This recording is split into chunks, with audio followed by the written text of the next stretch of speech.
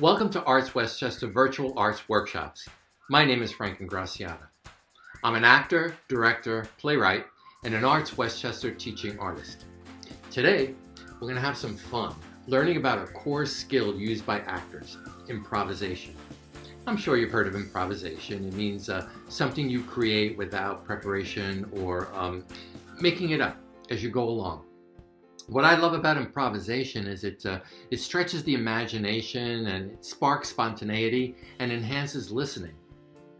I believe no matter what you do in the world, whether you're young or an adult, everyone should take an acting or improv class. Not to be the next great actor, but because improv teaches us about life skills. Through practicing improvisation, you enhance your confidence and communication ability. Life, believe it or not, is improvised because we don't know what's going to happen from one moment to the next. And whatever comes next, we always need to figure it out or negotiate it. Acting and improvisation does that as well. Although improvisation is freestyle, unscripted acting, there are a few rules and benchmarks an improviser needs to hit to make it successful. So let's talk about some of those ways. Rule number 1. The first benchmark is to let yourself play. What I mean by that is to open yourself up to it. Don't take it so seriously, otherwise you're going to get stuck in your head. It should be fun and not work. Life happens not in the past, not in the future, but in the moment. So when you're in the moment, that keeps you present and out of your head. Sort of like life. Rule number 2. The second benchmark is to take the focus off yourself and play off what your improv partner is giving you. Because the minute you start judging what you're doing, you've left the moment. Rule number 3. The third step is listening and offering. Whenever your improv partner says something to you, they are making an offer. Your job is to listen and offer back, building on the exercise. Many people listen just enough to be able to respond, but a good improvisational listener uses their eyes, ears, and mouth to receive what is being communicated. You have to be willing to go with the flow and take yourself out of the equation to play off each other's ideas. That creates team building. And lastly, rule number 4.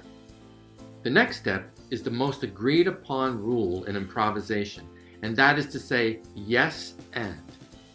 Not necessarily the word yes, but to agree on what is being given to you. So if I was working an improv with a partner and I say, "Look, there's a dragon," and my improv partner responds, "There's no dragon," or my improv partner responds, "No, it's a ladybug," that's blocking the offer. So what you're doing there is you're giving a no.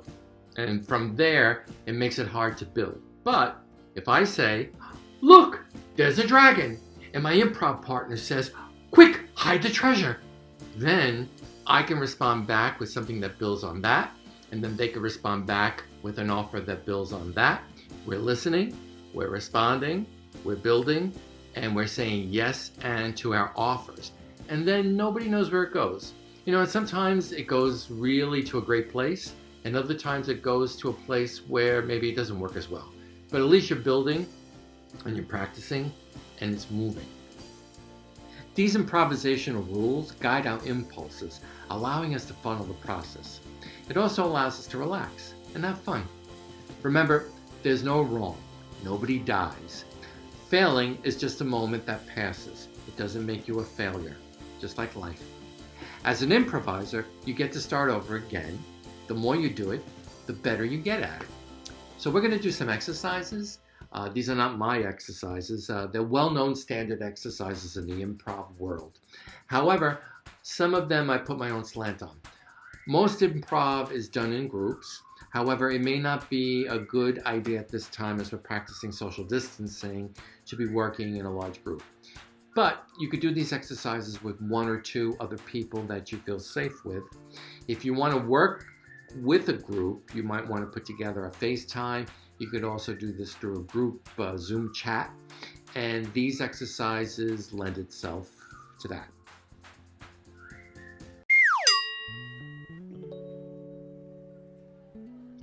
One of the great warm-up exercises I like to give that sort of gets a group to come together when we're doing improv is called counting 1 to 10 as a group.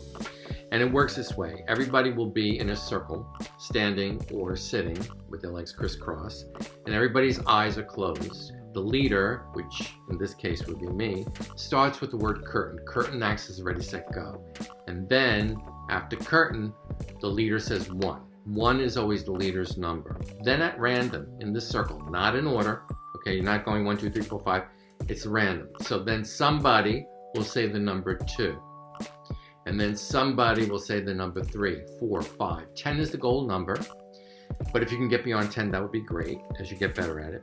But if 2 people say the same number at the same time, you got to start at the beginning. So if I say curtain 1, and then somebody says 2, and then 2 people say 3, we got to go back, curtain 1, and then we keep going. Here's the trick.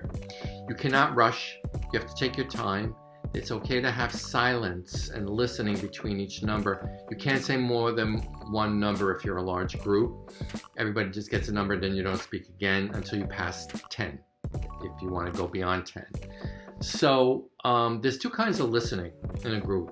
There's listening right now, you're listening to me, and then there's also silent listening. So what starts to happen as the group gets better and better at it, they start to feel an energy, and I can't even explain like how it works, but everybody sort of starts to come together, and everybody then starts to just listen off each other. So it's a really great exercise. If you want to kick it up a notch, you could throw a math component in it, and you could say the leader could start with curtain and a single digit number between 1 and 9. So I could say curtain 8, okay? Then another person in the circle might say 2. The next person in the circle has to add it up, and they would say 10. Then the next person in the circle gives a single digit number. Let's say they say 5. The next person then has to say 15, because 10 and 5 are 15. The next person might say 1, and then the next person has to say 16, because you're giving a number, a sum, a number, a sum, and the goal number is 50. So that you still have to respect that 2 people can't say the same number at the same time. So that's called counting 1 to 10 as a group.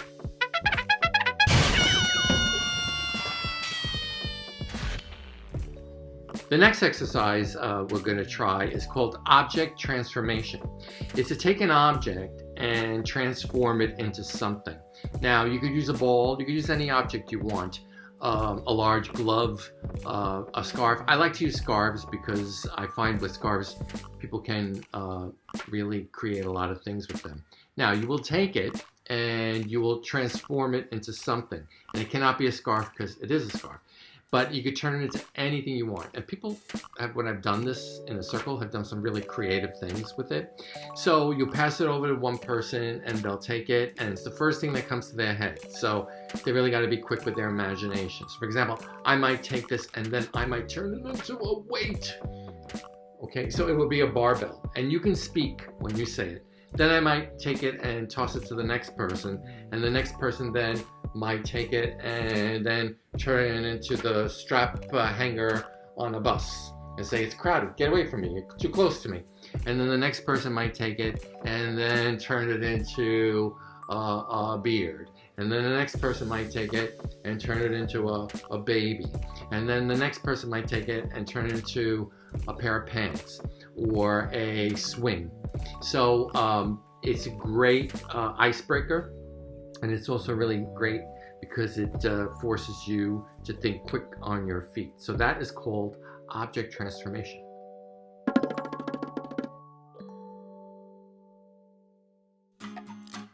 The next exercise is called the alphabet story, and it works this way.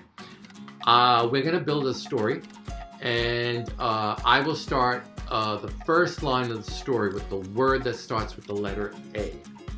Then the next person is going to continue the story, connecting it, has to connect, has to make sense, with the word that starts with the letter B.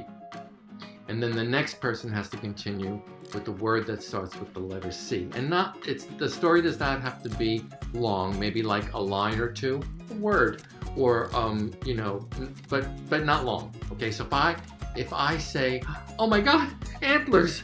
Antlers are growing out of my head," then the next person might take it and go, "But didn't you go to the doctor? I told you to go to the doctor." And the next person could say, a C word, "Could it be that there's something seriously wrong?" Okay, so it would go around the round and continue building. The next person would have to start with a word that starts with the letter D, didn't. And then if people get stuck, the leader, because I don't like a lot of people throwing things at other people, but the leader who started the story can help and start to give them words that start with a letter. You know, like if they can't think of a D word, it will be don't, does, just to give them a little hint or help. Whenever X happens, that's a hard one because there aren't a lot of words that start with the letter X. You can use the prefix like extreme, extraordinarily to continue it. You don't have to always start with the letter A. You could start with the letter, like, you know, anywhere in the alphabet. Like, for example, if I start with the letter M, we go all around the circle, and then the last person would end the story with the letter L and put closure to it. You can take the story in different directions and go a little wild with it, but it has to connect. It can't be, you know, antlers are growing out of my head, and then the next person would say, "But my mother lives in Jupiter." There's no connection there, and it makes no sense. But what could happen is really fun things can really be created. And sometimes I've done this with young people where I've recorded it and we've built a story, and then we have to go back and actually put dialogue to it. So it's a great way to work on story building. What has to happen is everybody has to listen because you don't want to get lost in the story. So you have to keep your focus, even though you're way down the line, like your word might start with the letter W. You have to really listen and figure out how to connect to it. The quickest way to get through it is to think as fast as you can and pick it up as quickly as you can without going like, I don't know. Again, as soon as you say no, it's over. So just play and work with it. If there's somebody that gets totally stuck and doesn't know what to say or how to continue it, skip them and then go to the next person and get them on the next round.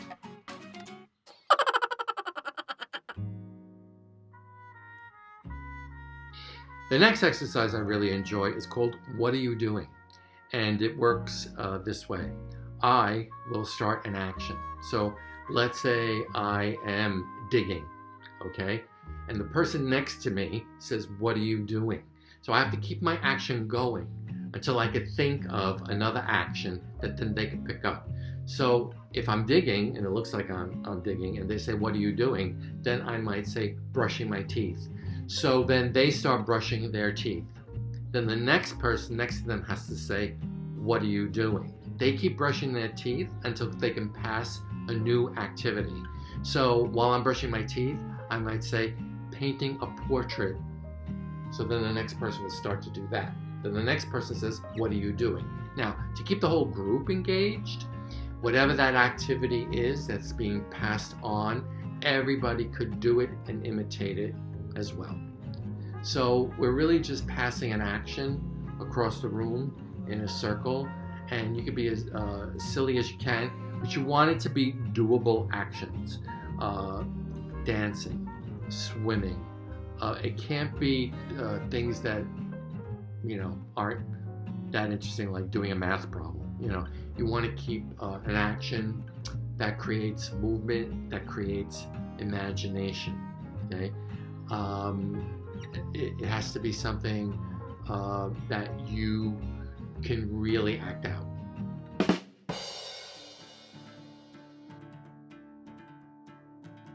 The next exercise is called Questions Only. And the way it works is this way. I'm going to start an improv, and it's going to start with a question, and then you have to answer it back with a question. So if you're playing with a lot of people, they have to respond and connect with the question. Or if it's just two people, they have to answer each other back with an answer that ends with a question. For example, if I say, "Did you see that beautiful gold coin I found?" Then my partner might say, "Do you think it has magic powers?" "Don't you know it has magic powers? You know that, don't you?" "Oh, that's right. I forgot. It has magic powers. What are we going to wish for?" So it would go back and forth, and it always has to end with a question, which then allows your improv partner to say yes and build on it. So it's a fun exercise. It's probably great for a little bit of an older group or adults. Teens really love this. But the challenge is to keep it going, always responding with another question.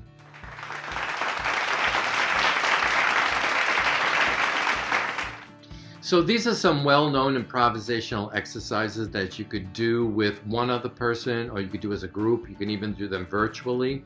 They're pretty well known. They're a lot of fun. And if you go online and you Google improvisational exercises, you can get so many different ones, more complex ones, really fun ones. And then you can practice the art of improvisation, which I also consider a life skill, because it teaches you great rules for life. So I hope you had fun spending some time here and learning a little bit about the rules of improvisation. And if you enjoyed this virtual workshop, visit artsw.org for more. Thank you so much. And I'm Frank Ingrasciotta.